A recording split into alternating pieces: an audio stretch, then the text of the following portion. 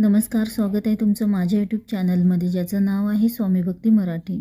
आषाढ महिना लवकरच संपणार आहे आणि श्रावण महिन्याला सुरुवात होणार आहे. आणि या संपूर्ण आषाढ महिन्यामध्ये काही कामे आपल्याला करावी लागतात, काही गोष्टी आपल्याला करायच्या असतात.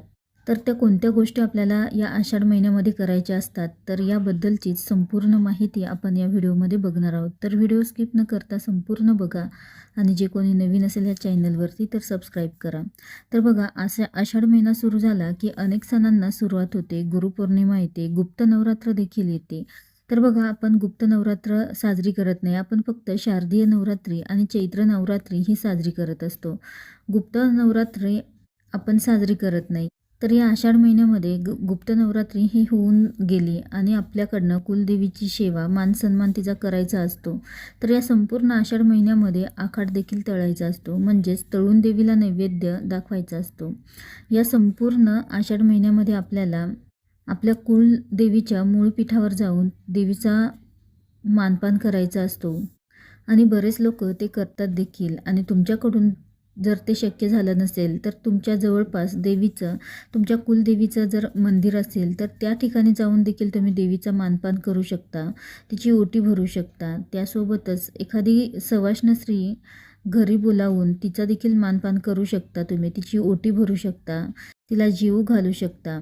आपल्या कुलदेवी स्वरूप मानून तिची ओटी आपल्याला भरायची असते, तिचा मानपान करायचा असतो. त्यासोबतच देवीची देखील ओटी आपल्याला भरायची असते. तर देवीची ओटी तुम्ही घरामध्ये, तुमच्या घरामध्ये, देवघरामध्ये तुमच्या कुलदेवीचा फोटो असेल किंवा मूर्ती असेल तर त्या ठिकाणी देखील तुम्ही देवीची ओटी भरू शकता, किंवा मंदिरामध्ये जाऊन, किंवा मूळ पीठावर शक्य झालं तर मूळ पीठावर जाऊन देखील तुम्ही देवीची ओटी भरू शकता. यासोबतच या महिन्यामध्ये 7 आसरा त्यांचा देखील मानपान करायचा असतो, नारळ फोडायचा असतो, नैवेद्य दाखवायचा असतो.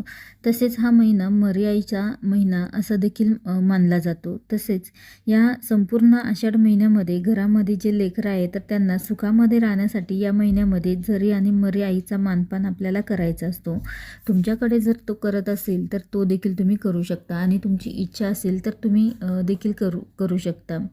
प्रत्येक समाजामध्ये, प्रत्येक गावामध्ये, प्रत्येक ठिकाणी वेगवेगळी पद्धत असते. तर तुमच्याकडे जी पद्धत असेल त्या पद्धतीने तुम्ही करू शकता. तर बघा, काही ठिकाणी कुलदेवीला या महिन्यामध्ये म्हणजे आषाढ महिन्यामध्ये नैवेद्य दाखवला जातो, तर काही ठिकाणी जरी आणि मर्याईला नैवेद्य दाखवला जातो, काही ठिकाणी म्हसोबाला नैवेद्य दाखवला जातो, तर काही ठिकाणी माता लक्ष्मीला, काही ठिकाणी ग्रामदैवताला नैवेद्य दाखवला जातो. तर तुमच्याकडे ज्या पद्धतीने करत असाल तर त्या पद्धतीने देखील तुम्ही करू शकता. तर नैवेद्यामध्ये वरण भात, मेथीची भाजी, खीर, गोड पुऱ्या, भजी, पापड असा नैवेद्य बनवला जातो आणि तो नैवेद्य मंदिरामध्ये जाऊन दाखवला जातो. त्यासोबतच गुळ फुटाण्याचा देखील नैवेद्य ठेवला जातो. तर हा देखील महिना अत्यंत महत्त्वाचा मानला जातो. तुम्ही अजून देखील नैवेद्य दाखवला नसेल तर आषाढ महिना संपण्याआधी तुम्ही आवर्जून तुमच्या कुलदेवीला किंवा तुमच्याकडे ज्यांना नैवेद्य दाखवला जातो त्यांना तुम्ही आवर्जून नैवेद्य दाखवा. श्रावण महिना संपण्याआधी आपल्याला या गोष्टी करायच्या आहे. तसेच ज्या रस्त्याने आपण रोज ये-जा करतो आणि त्या ठिकाणी जवळपास जर म्हसोबाचं मंदिर लागत असेल तर तिथे जाऊन देखील आपल्याला नारळ फोडायचा आहे आणि नैवेद्य देखील दाखवायचा आहे, जेणेकरून आपल्या घरातील जे त्या रस्त्याने येता जातात तर त्यांचा प्रवास सुकर होऊ यासाठी आपल्याला हे करायचं आहे. तसेच आपल्या कुलदेवीची ओटी भरावीच या महिन्यामध्ये.